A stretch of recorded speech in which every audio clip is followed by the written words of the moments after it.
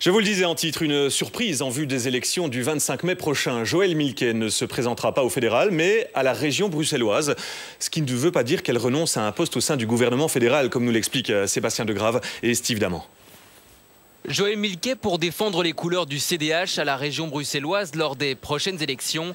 L'annonce a de quoi surprendre. C'est avec énormément de volonté, d'optimisme, mais de conscience des responsabilités que j'ai accepté en tout cas de mener cette liste.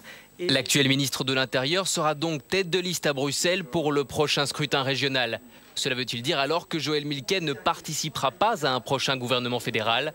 Non, l'intéressé ne renonce à rien.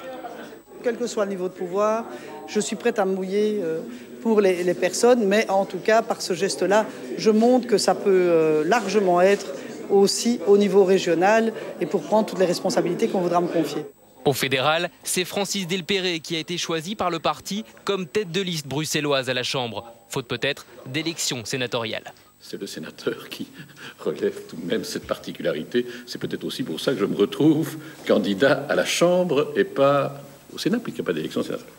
Contre toute attente, c'est donc lui et non Joëlle Milquet qui se mesurera à Didier Reynders, Laurette Onkelings et Olivier Minguin. On travaille en équipe, on travaille en commun, puisque le projet du CDH, il est global. On ne va pas séparer les choses. L'enjeu, bien sûr, il est à la fois régional et à la Chambre, mais on va d'abord parler et européen. C'est l'ensemble du quotidien des Belges qui compte.